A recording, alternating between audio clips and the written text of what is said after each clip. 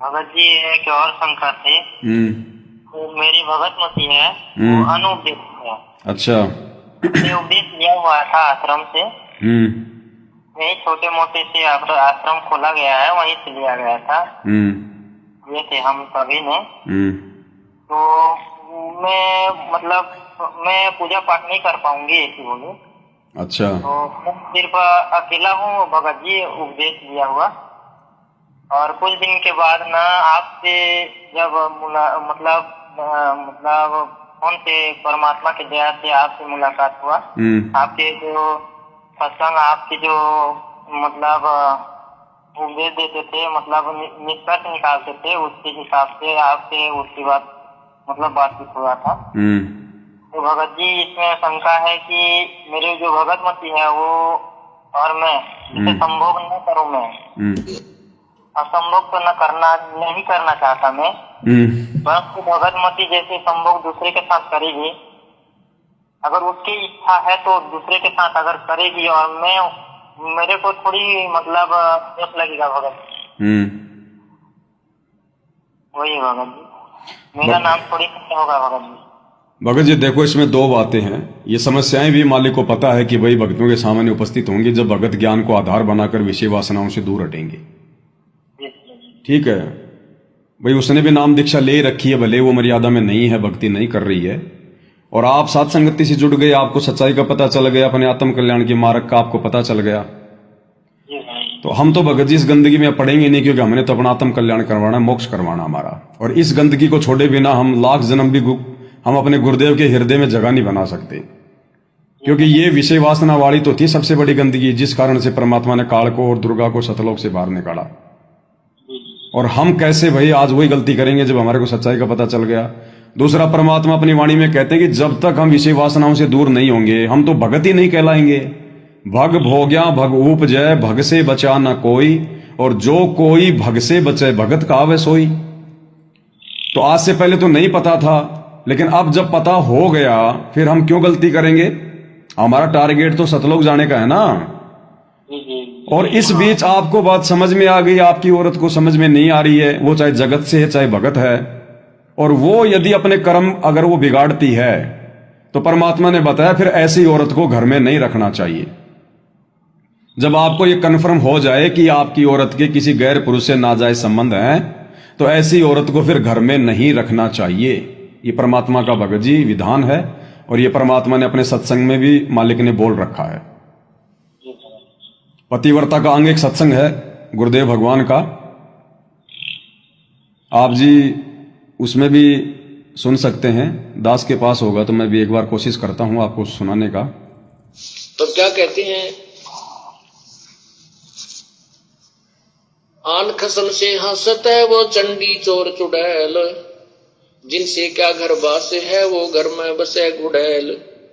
एक पुरुष अपना सही दूजा आन अनीत, अपने पति से राती ये और शिला सब बीत। सुकर्मी घर में रहे पतिव्रता सोनार, आन पुरुष से प्रीतड़ी ना रखिए घर बार। अब आपको भी संदेश दे रहे हैं परमात्मा कि जो स्त्री आपके अतिरिक्त किसी अन्य में आस्था रखती है तो वो घर में रखने योग्य नहीं है। और यहाँ इसी प्रकार परमात्मा कहते हैं जो मेरे अतिरिक्त किसी अन्य देवता को पूजेगा तो मैं भी उसको अपने घर में अपनी शरण में नहीं रखूंगा। स्पष्ट कर दिया गुरुदेव भगवान ने भगत जी। ठीक, आपने सुन लिया होगा कि जो स्त्री अपने पति के अलावा किसी और में आस्था रखती है, शारीरिक संबंध यदि वो बनाती है तो वो घर में रखने योग्य नहीं है। इसी प्रकार भक्ति मार्ग में जो आत्मा अपने गुरु से हटकर किसी और में आस्था रखेगी, देवी देवताओं में, आन उपासना में, परमात्मा उसको अपने मार्ग में नहीं रखेगा। तो ऐसी औरत यदि आपको ये कन्फर्म है तो फिर भगत जी आप उनसे प्रार्थना कीजिए। मार पिटाई का मार्ग नहीं है, ध्यान रखना, ना गाली निकालनी है, ना उस पर हाथ उठाना है। मालिक की मर्यादा में रहकर अगर आप उसको कहेंगे कि बहन आपकी मर्जी है, आप इस घर में नहीं रह सकती, आपने जहां भी रहना आप रहो, जहां भी जाना आपने जाओ, आपके कुकर्म हमारे सामने हैं, इस घर में आपके लिए कोई जगह नहीं है। अगर वो परमात्मा से माफी मांग के फिर यदि अपनी गलती को यदि वो सुधारती है तो फिर उस घर में उसके लिए जगह है, बाकी नहीं भगत जी। बाकी अब ये नहीं चलेगा भगत जी, क्योंकि देखो ये बिल्कुल कलयुग की बिचली पीढ़ी का समय है। ये पति पत्नी का खेल, ये गुड्डा गुड्डी का खेल हम लोग असंख्य जन्मों से खेलते आ रहे हैं। हमने अब की बार अपना पीछा छुड़वाना भगत जी। जी भगत। अगर समझ में आ गई तो हमने दृढ़ ही रहना है, चाहे किसी का पति बिगड़ो चाहे किसी की पत्नी बिगड़ो। और प्यार प्रेम से, लड़ाई झगड़े का मार्ग नहीं है, मार पिटाई का मार्ग नहीं है। नहीं तो काल ना जाने आपके ऊपर 20 मुकदमे लगवा देगा, क्योंकि आप मार पिटाई करोगे, गाली निकालोगे तो भगवान की मर्यादा टूट जाएगी। मर्यादा टूटने से फिर काल आपके ऊपर हावी हो जाएगा। तो जब आपको एक कन्फर्म हो पूरा कि हाँ इसके संबंध किसी और के साथ में है, उसके बाद में आप उसको बैठा के एक बार तो प्यार से समझा दो कि देखो आइंदा अगर ऐसी शिकायत मेरे सामने आ गई तो फिर इस घर में आपके लिए कोई जगह नहीं है, कोई स्थान नहीं है। और फिर भी नहीं मानती है तो फिर उसके माता पिता को भाई आप मतलब सूचना दे दो कि ले जाओ भाई अपनी बेटी को, इस घर में इसके लिए कोई जगह नहीं है। बाकी फिर वो जो मर्जी बकवाद करे, आप अगर मर्यादा में हो तो परमात्मा आपका बाल बाका नहीं होने देगा। ठीक है जी। जी भगत जी। और कुछ भगत जी और एक जो घर में है भगत जी, जो मेरा कमरा है वो छोटा सा कमरा है भगत जी। परमात्मा के दरबार में न बेड लगाया हूँ न ही आसन लगाया हूँ भगत जी। सिर्फ मंदिर छोटा सा बनवाया हूँ, उसकी में हम पूजा पाठ कर रहा है परमात्मा के दया से। तो भगत जी उसमें थोड़ा बहुत सहयोग आपके पास जो थोड़ा बहुत दान दे सकते हैं क्या बेड के लिए? नहीं नहीं भगत जी, ऐसी कोई आवश्यकता नहीं है। जब आपके पास में ऐसी कोई व्यवस्था हो जाए आने वाले समय में तो परमात्मा का आसन लगा लेना, है ना। बाकी वैसे इसमें ऐसा कुछ नहीं है।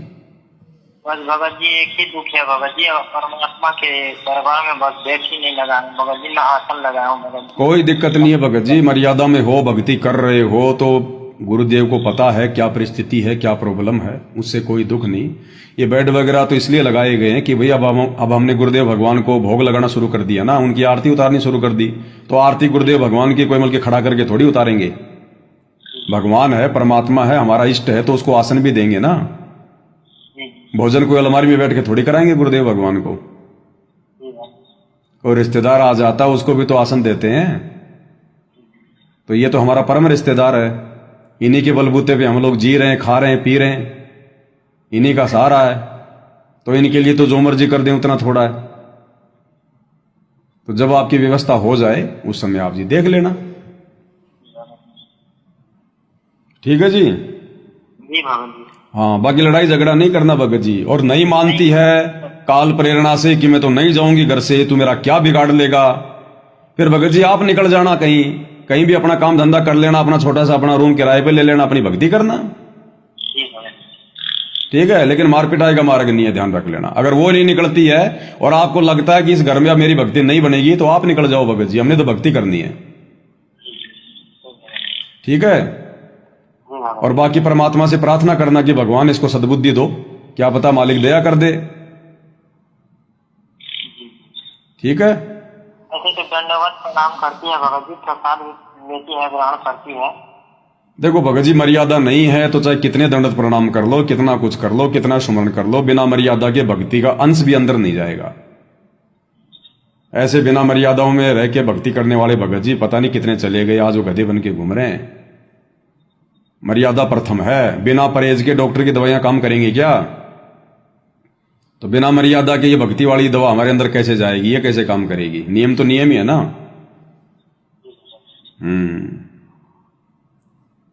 ठीक है। सत साहिब।